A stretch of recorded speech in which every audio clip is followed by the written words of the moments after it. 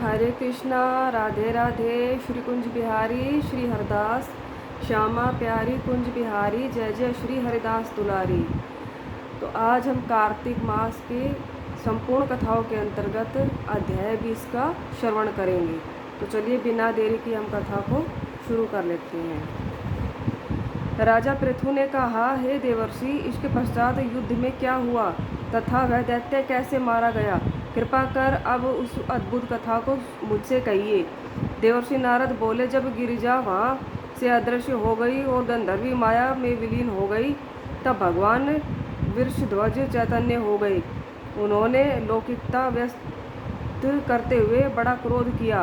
फिर भगवान शंकर जलंधर से युद्ध करने लगे। जलंधर शंकर के बाणों को काटने लगा, परंतु जब काट न सका तो उसने माया की पार्वती बनाकर अपने रथ पर बांध ली, जो शुंभ निशुंभ द्वारा विद्यमान थी और विलाप कर रही थी। तब अपनी प्रिय पार्वती को इस प्रकार कष्ट में पड़ा देखकर लौकिक लीला दिखाते हुए भगवान शंकर प्रकृत जनों की तरह व्याकुल हो गए और उन्होंने अग्निपुंज की तरह भयंकर रौद्र रूप धारण कर लिया। अब उनके रौद्र रूप को देखकर कोई भी दैत्य उनके सामने खड़ा होने में समर्थ न हो सका और सब भागने छिपने लगे। यहाँ तक कि शुंभ निशुंभ भी युद्ध में स्थित होने में को समर्थ न हो सके।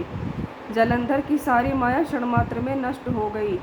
संग्राम में चारों ओर हाहाकार होने लगी। शिवजी ने उन भागते हुए शुंभ और निशुंभ को शाप देकर बड़ी धिक्कार दी और उनसे कहा, तुम दोनों बड़े दुष्ट हो, तुमने मेरा बड़ा अपराध किया है। तुम पार्वती को मारते थे और अब युद्ध से भागते हो। भागते तो मारना पाप है, भागते को मारना पाप है। इससे अब मैं तो तुम्हें नहीं मारूंगा, परंतु गौरी तुम्हें अवश्य मारेगी। शिवजी के ऐसा कहने पर समुद्रपुत्र जलंधर क्रोध में अग्नि के समान प्रज्वलित हो उठा। उसने शिवजी पर घोर बाण की वर्षा कर पृथ्वी पर अंधकार कर दिया।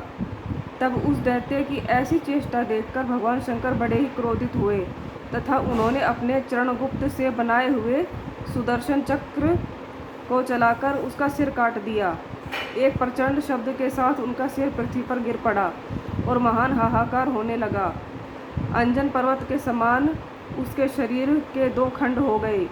उसके रुधिर से संग्राम भूमि व्याप्त हो गई। सारी पृथ्वी विह्वल हो गई।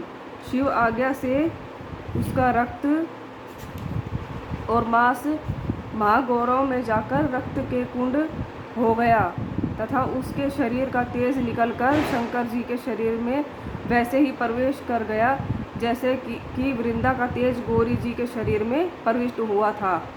जलंधर को मरा हुआ देखकर देवता गंधर्व और सर्व प्रसन्न हो गए।